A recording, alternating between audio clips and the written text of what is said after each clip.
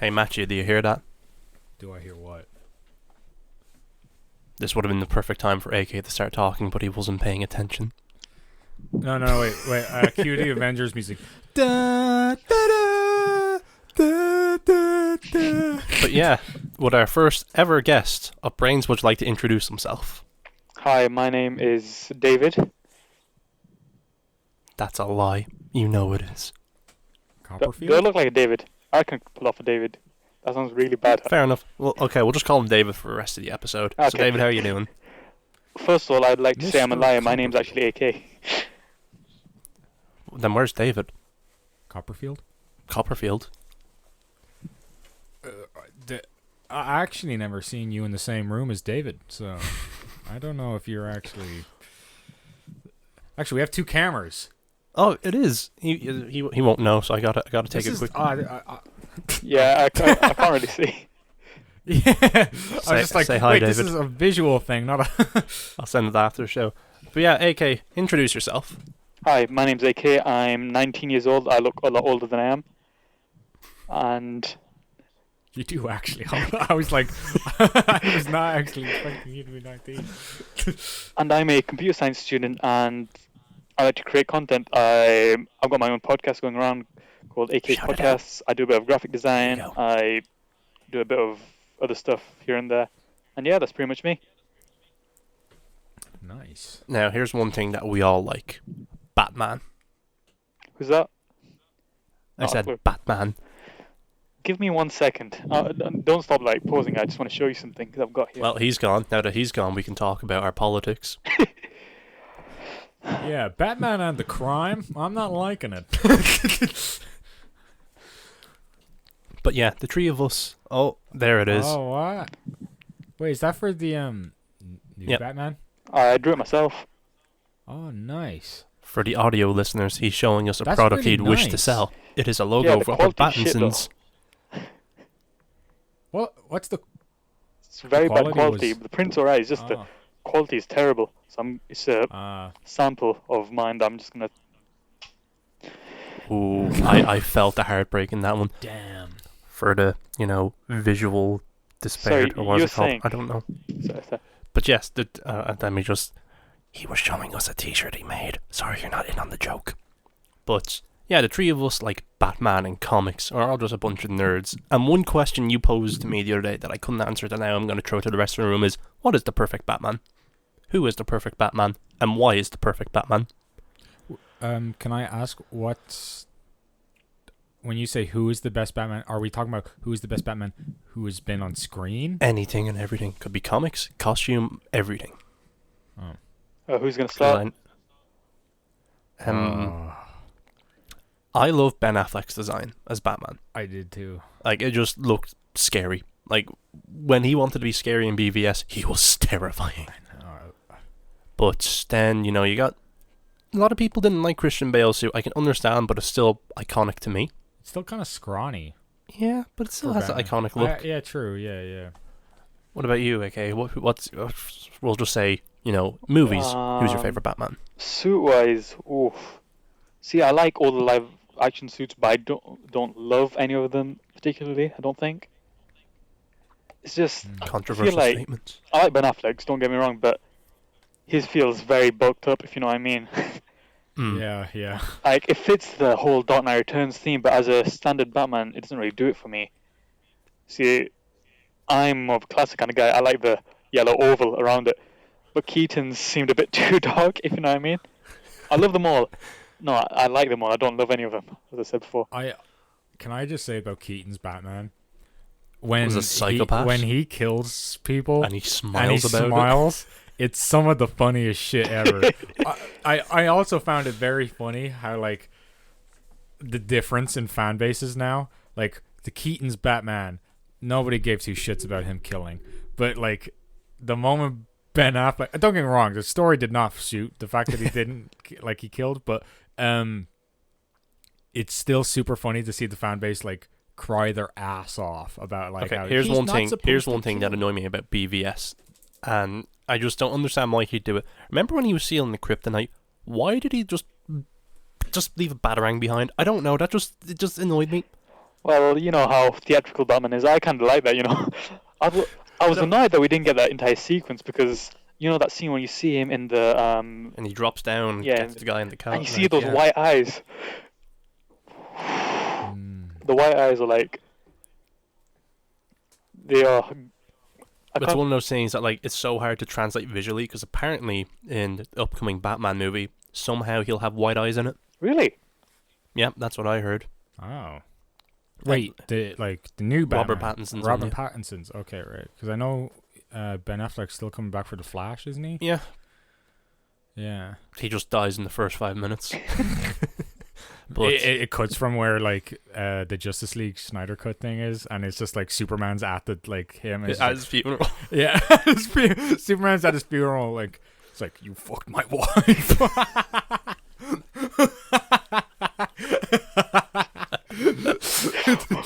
Zack Snyder definitely would. But, you know, it'd be cool. Like, I'm interested in the Batman, Robert Pattinson one, because it's the type of Batman I want. One who's not all there.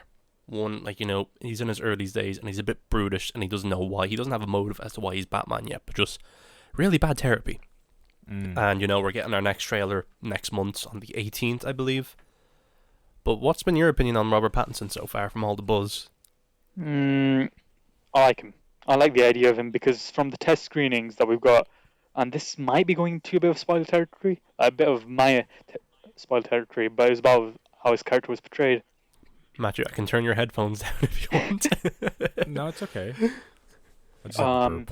He said to be like the most intelligent portrayal. He's meant to actually I heard prove the claim that, like, of in this movie that, like, you know, GCPD hate him, but they need him this one time to solve this case, and I love that.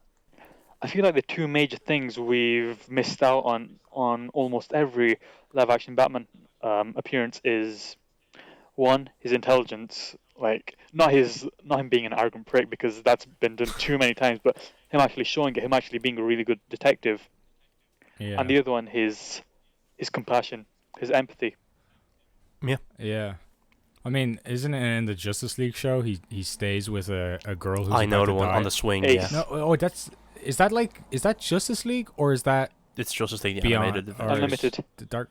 Unlimited, it's sorry. It's unlimited. But, yeah. you know, it's just moments like that. And, I don't know, it's just as I've said to you before, okay, I love and hate Batman.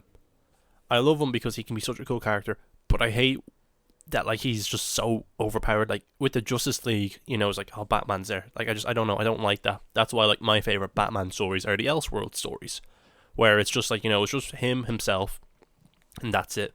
You know, of course, you got the Killing Joke, which is, of course, is an iconic story. Also, here's my monthly fuck you, Alan Moore. That Fuck has a you, Alan sequel. Moore. It has a sequel, doesn't it? Let's The not talk Killing about that. Okay. But, you know, I love simple stories. Yeah. Like, even, like, A Serious House and Serious Earth. Batman's a bit more weird than that, but the entire thing is. But it's just, I love when he's grounded, and that's what I can't wait for about Robert Pattinson's one. It feels a bit more Yeah. grounded.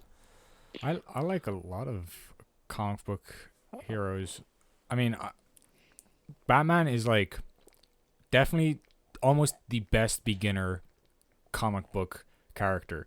It's just his stories are always fun to And there's read. one for everyone, you know? Yeah, I mean, at this point in time, my favorite comic book character would still probably be Superman. But like, which is a bit weird because a lot of Superman comics in the last, let's just say 10 years, I guess, a lot of them have been poop, like just shit. But Looking at you, Bendis. yeah. But I gotta say, when his Rebirth run came about and his like, I don't know how nerdy this is going to be, like come across, but like his Rebirth run is so fucking phenomenal. It is so phenomenal, and I fucking hate Brian Michael Bendis. See, that was so frustrating for me because I loved Brian Michael Bendis on Ultimate Spider and stuff like that. Yeah. I loved his Marvel stuff, and Same. I was so excited to hear he was coming back for, well, not coming back. He was coming to do DC to do Superman. So I was amazed by that, and then I read the first issue, and I was like, "Why is Barry a redhead?" Yeah. Sorry, but just on your point of, I'm sorry for the interjection. It's gonna be a quick one. No, Go it's ahead. okay. You know, you said Anything you hate goes here. about like how superpowered Batman is. I've got this comic here, Batman Hush. Classic. Yeah. He's beating up Superman with a Yeah. kryptonite ring. It's just, I hate that he has an answer for everything. That's just the one thing I don't like. Yeah.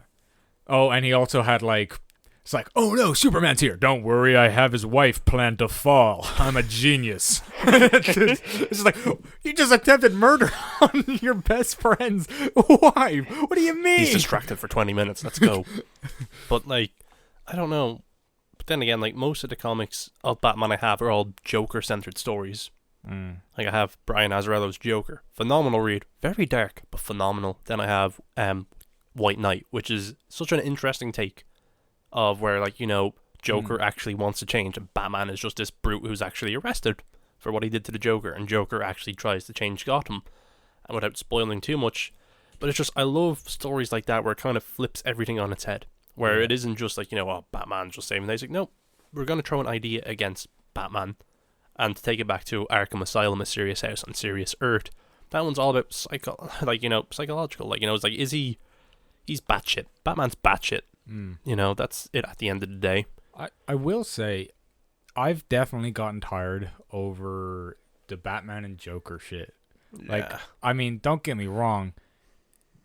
They're a great matchup for each other. When something new happens. Yeah. I mean, look at Death of the Family, where Joker's like, hey, I'm going to imply that I cut off all your, like, you know, Bat family's faces. That was fucked. But then you Yeah. get Joker Actually, War.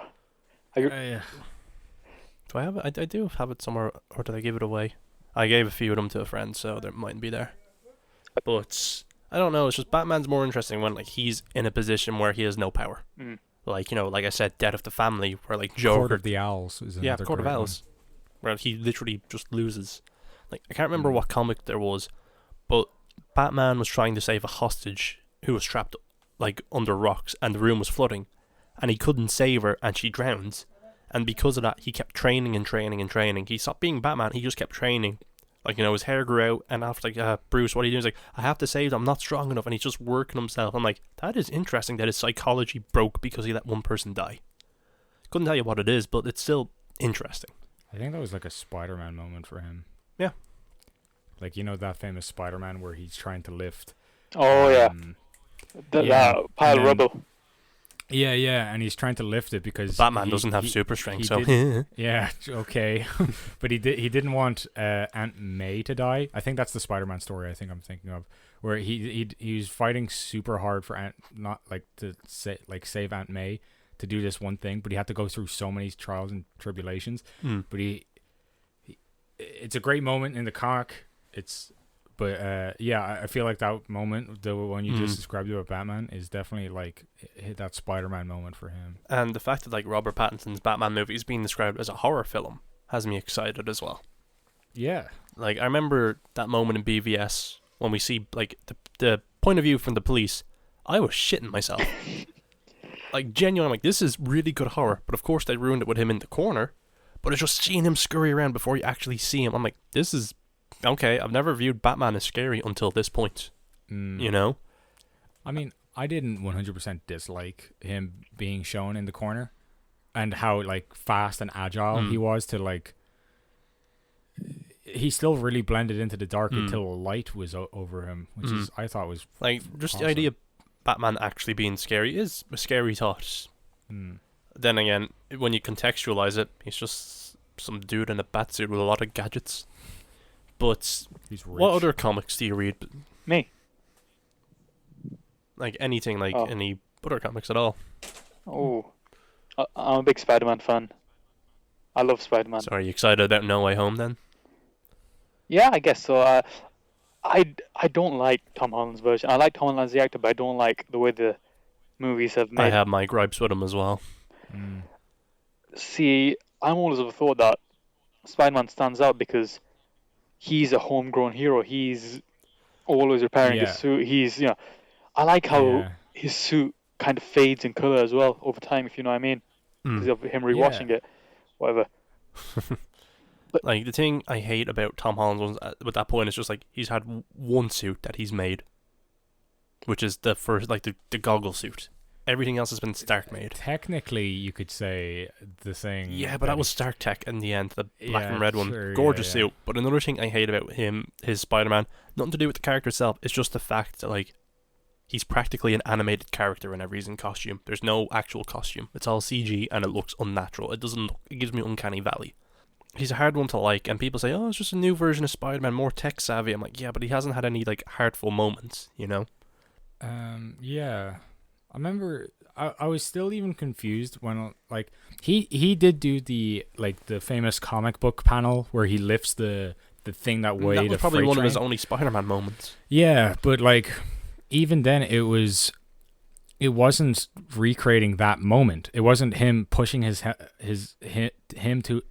to his limit to save somebody. It was him doing the with great power comes great responsibility moment for him. That was that moment for him. But in the comics, it was for he's got to save this person. I mean, I think it was Aunt May. I can't, not 100%. I can't remember that comic all too well. So they're two starkly different things. One, I mean, great power comes great responsibility is a great line. So much so that they had to trademark it. So that it made sense why they changed that moment to be great power, great responsibility, while also trying to be, I have to save a life, because technically he did. Because I think the problem with this Spider-Man is his stakes are too high already, and he's just starting. You know, like in like Homecoming, I like that was a bit more grounded, but was still very bombastic. Like, you know, I'm gonna stop vultures like hijacking Stark's ship, Yeah. and then like in No Way Home. No, that's not even out yet. Far From Home. God, I hate. That's another thing I hate. How to have home in every title. But that one felt more like Spider-Man, but again had that big bombastic thing. I was like, I kind of wanted a bit more grounded, you know. I mean, I'd love to just see him have a fight in Queens, something like that. You know, just standard. What's it called? I loved Tobey Maguire versus Willem Dafoe. I really loved that fight. Yeah. Totally. Oh. Godspeed, Spider-Man. It's because. Sorry, after you. I was about to say, like, I still love the glider coming at him, and Willem Dafoe's like thing was Get stabbed in the dick. it was like he was just like, oh, just stab right now in that there. I'm thinking of it, here's a fun fact about Spider-Man: Homecoming. Spider-Man doesn't throw a single punch in the entire movie at anybody. In Homecoming. Watch the movie and you'll see he doesn't throw any punches at anyone. He only uses his web shooters. I'm sorry to ruin that movie, guys, but it just came to me there. Oh yeah, that was because what's it called? That Sony guy. What's the name? Avi Arad, is it? Ari Avad. I'm probably. I know who you're talking about. Yeah, he's like The one one of who's the heads at Sony of the the one who's been Spunk, ruining Spider-Man. Oh, the Sony yeah. Pictures Universal Marvel characters, the Spunk. Yeah. He's ruined almost every adaptation of Spider-Man Spider-Man. 3, The Amazing Spider-Mans. Yeah. I mean, I never really liked the first Amazing Spider-Man. I thought that was a bit. I feel bad. Bland I felt bad for Andrew Garfield, but it's just like the way Batman's a hard character to nail. So is Spider-Man. Because the thing with Spider-Man is you can have 4 different runs of him at the same time, whereas with movies you can only have the one. And now they're trying to bring in hopefully the other 2 back. I feel. But I don't know. Sorry, It's just go ahead. sorry, I keep interrupting you. It's just Don't be sorry about that. We do it all the time. what's it called? I feel like those 2 characters, Batman and Spider-Man, they're so simple to get right that people want to actually try and add their own layer on top of it. If you know what I mean, like every director wants to leave their touch on that. The mark. Yeah. Sorry. Another fun fact.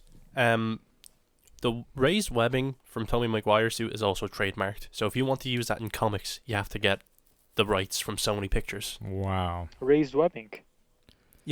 Go fuck Wow. yourself, Sony. Because, you know, back then the cameras they were using, they were finding it really hard to pick up the suit, so they added the raised webbing to make the suit a bit more distinct. And now it just became so popular that they trademarked it. So if you make a Spider-Man comic and you give the suit raised webbing, but you don't go to Sony Pictures for the rights, you'll get sued. Allegedly. But the silver looked so cool. When I was a kid, I used to love that silver kind of webbing that he had around him. And that suit's iconic. Yeah, I don't care what anyone says. Toby's suit is the best suit. Tobey Maguire's? Yeah. Which one? Spider-Man 2, obviously. Yeah. Tell me the difference between the Spider-Man 1 suit and Spider-Man 2. That's how I know. Oh, I know that one. I know that one. It's the lenses can I and the also- spider. Yep. Sorry. Go ahead, Matthew. I just want to mention, right? The just talking about Spider-Man 3. I know Spider-Man 3 gets a lot of fucking hate. I had some good moments in it. It had one of my favorite cuts ever performed in a fucking film of him turning into the Venom suit, where it's like it goes into the mirror, Yeah. and then it's just like, wait, where am I? And then like the music kicks in. It's like, I can't remember what exactly the play is like. It was a theme on the Spider-Man theme song, anyways. Yeah, it was that, and it was just like, it's just like, whoa, I feel strong, and then it's one of the coolest moments. I was like, whoa, this is fucking. I don't care what anyone says. The best part about that movie was Sandman. Yeah, Sandman. Yeah. I love that movie. I'm gonna be honest with you. I'm gonna say it straightforward. I think that movie is massively overhated because of. I really look. Yeah, I agree. I mean, I think the only flaw I think I have. We are Venom. No, I think the only flaw I truly have with the third film is the fact that Hobgoblin, or what's his name, Fucking New James Goblin. Franco. James Franco's, James Franco's character, like hit the writing for that character. Oh, that moment is- when he got his head bashed in 10 times was And then- painful to watch. And then like when he got his head hit into the like wall, I was like, oh, I have amnesia. I was like, oh, okay, that's fucking cool. You should Why? be dead.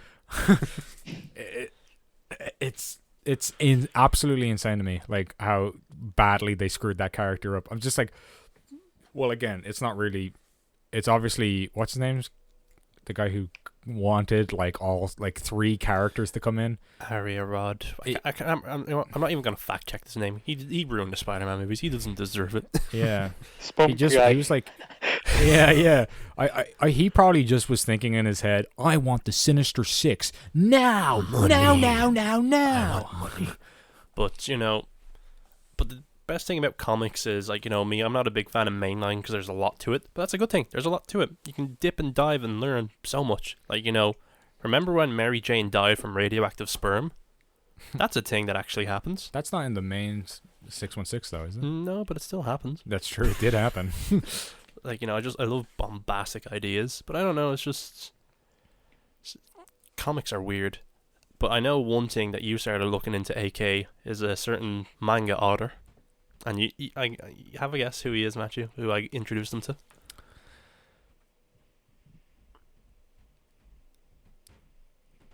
Please tell me you're joking. No, it's Junji Ito. I know. No, I was just like, I wonder how long I can keep the silence going to see, like, will they do anything? Will they say anything? Yeah, I got him to read Amigara Falls. No, his stuff Calgary was. Falls.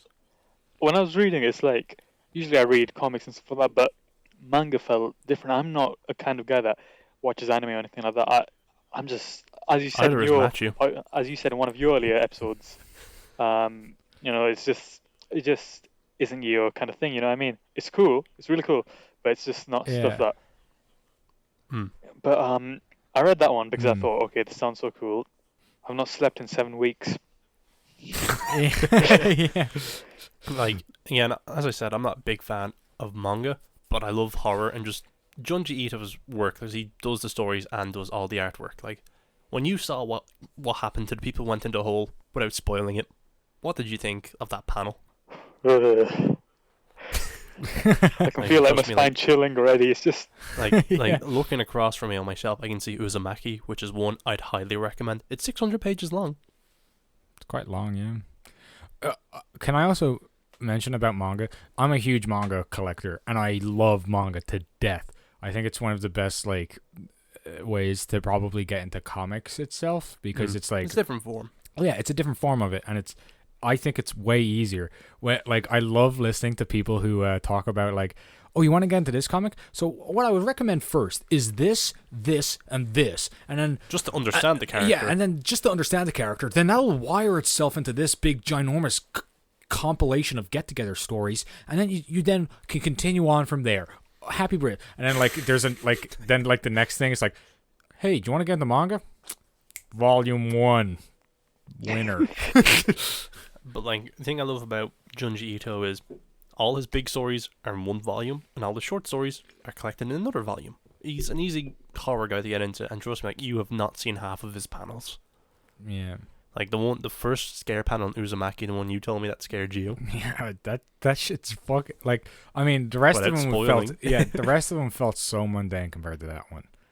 I don't know what it was. It was just that one caught me off guard. I was like, wow, I don't know what's going to happen because it started off so small. Like, right, it didn't do that huge of a jump until I just saw that. I was like, oh my fuck. So what I was trying to segue into is like, what type of horror do you like?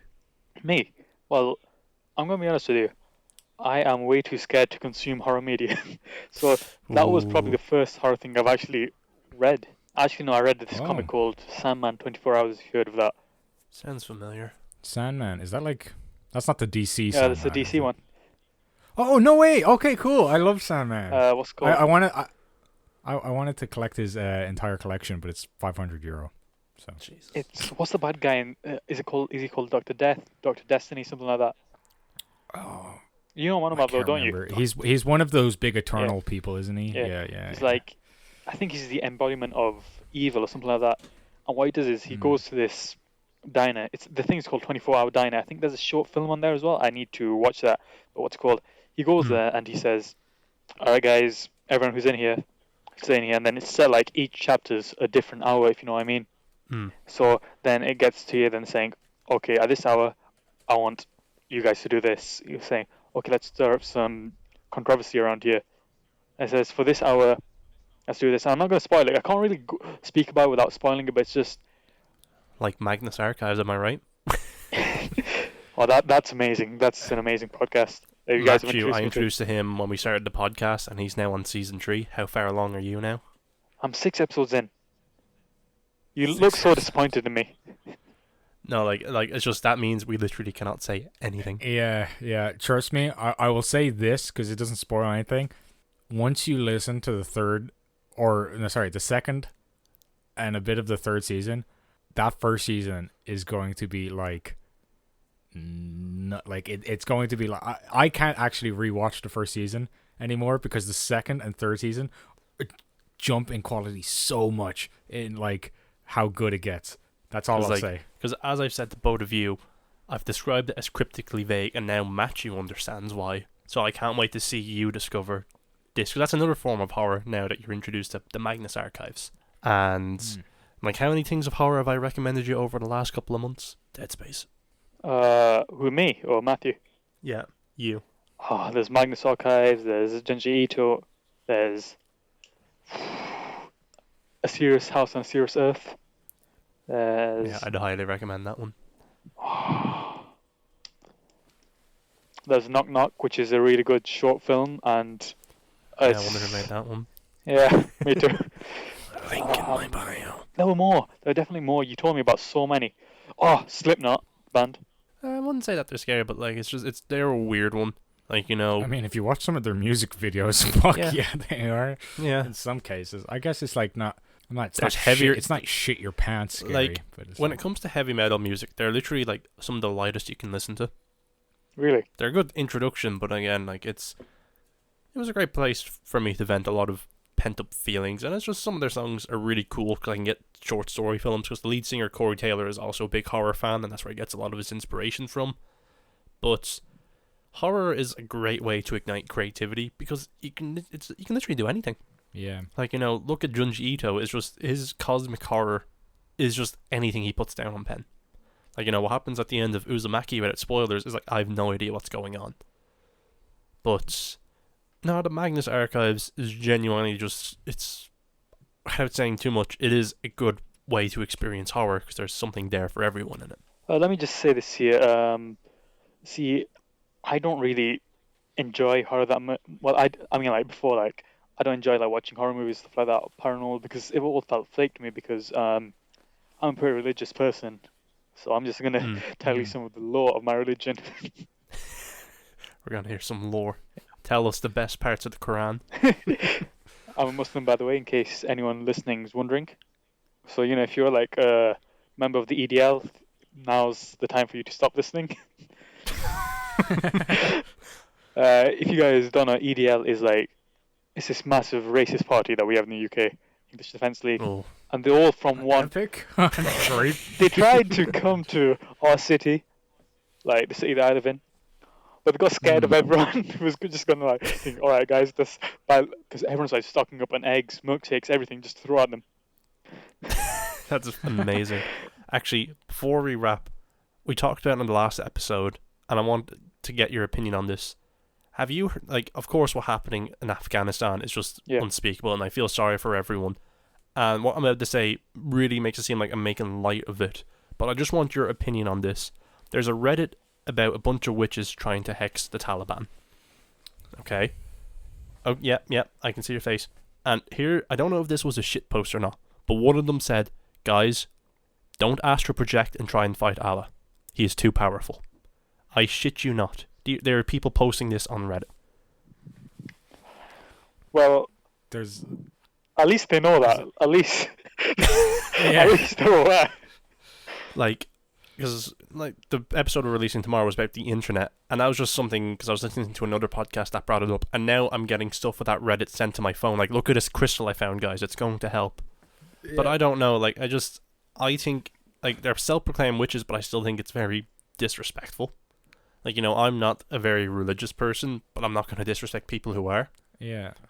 There's what you call it? There's a whole Reddit called Witches versus the Patriarchy, which, by the way, I like to visit sometimes because it's super fucking funny.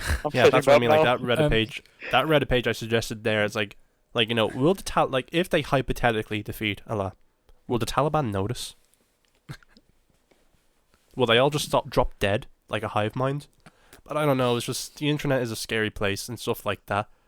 Welcome to Brainsponge, where we ramble about anything and everything. This is going to be really off topic. Well, to be fair, that was as well. But actually, no, I was going to explain the law. We believe in essentially demons, I guess, which we call. It's a lot cooler than Christianity already.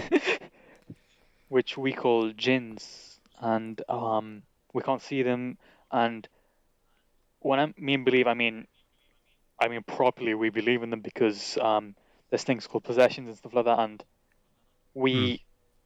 Not in our community, but everyone knows someone who's got a Djinn story, which was, you know, an actual thing like that.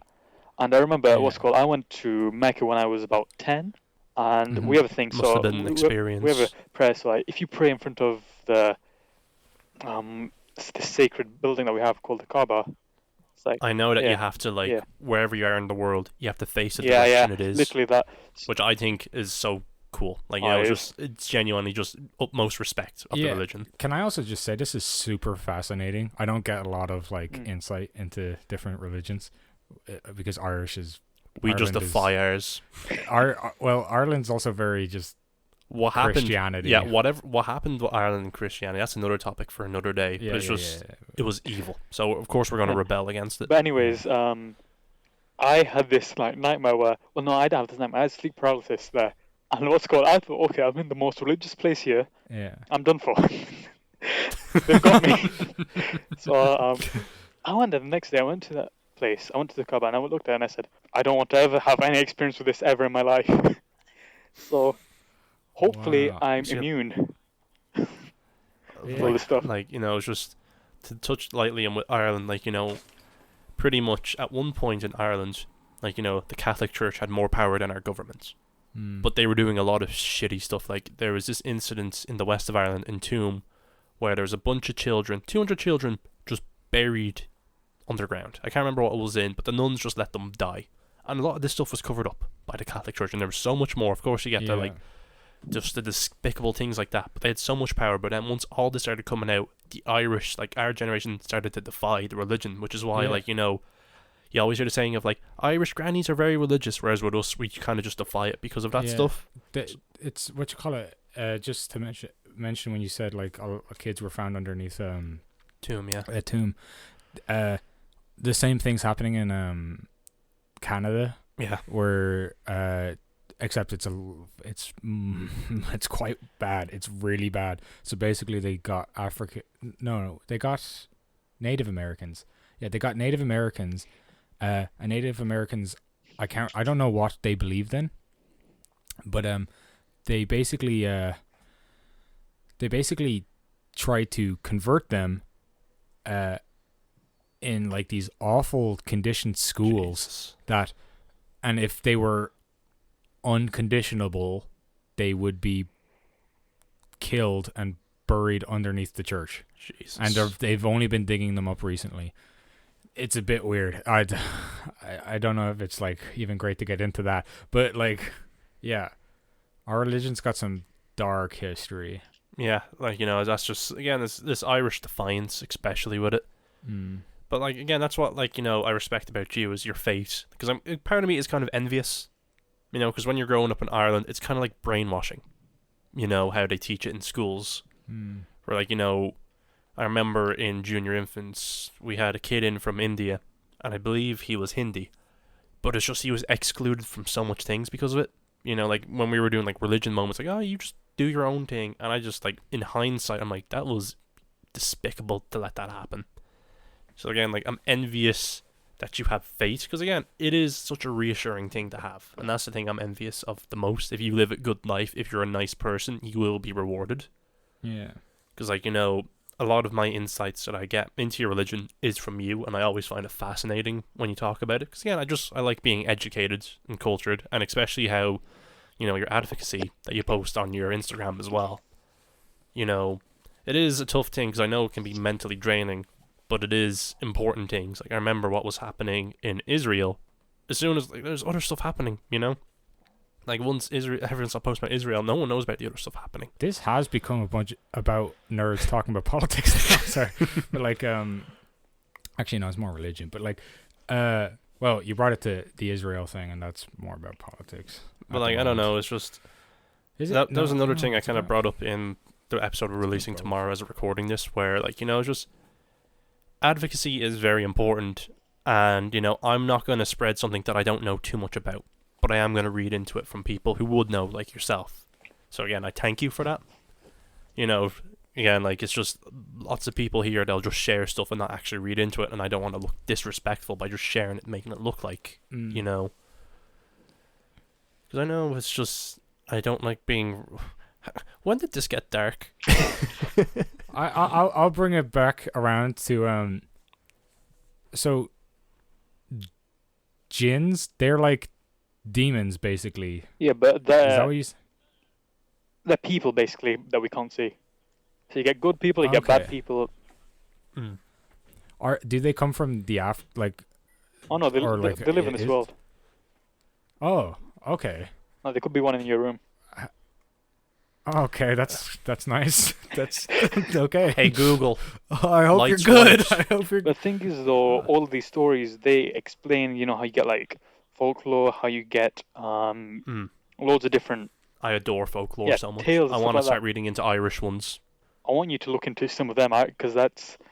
Considering, if you read something like that, I'm more than likely going to believe that, like, fully certain. Fun fact, do you know that Banshees originated in Ireland? I heard about that. Yeah, the Banshees, and Halloween came from Ireland as well. Iahawen. Except everyone calls it Samhain, which pisses me off. But but I don't know. Like, I find stuff like that interesting because I genuinely do want to believe in the paranormal. Like, one thing on my bucket list is to spend somewhere haunted overnight by myself. And call me a madman, but I don't know. I've just, like, I remember last Halloween, one thing my girlfriend and I wanted to do was go to a graveyard with my audio recorder and try and pick up any signals, but because of lockdown and whatnot, that didn't happen. So, like, I'll probably talk to you another day about more things like Djinns and whatnot, 'cause I genuinely find that fascinating. I do too. Sleep with a nightlight, though. You never know what we could do a Halloween episode. You know what? Yeah, that would be epic. I would love that. I'll probably even, like, dig into, like, other type of religion, like demons, because Japan's also filled with, like, and you love your Asian culture. Yeah, right? yeah. They're filled with tons of, like, how they're, like, I think they're as similar to what you described.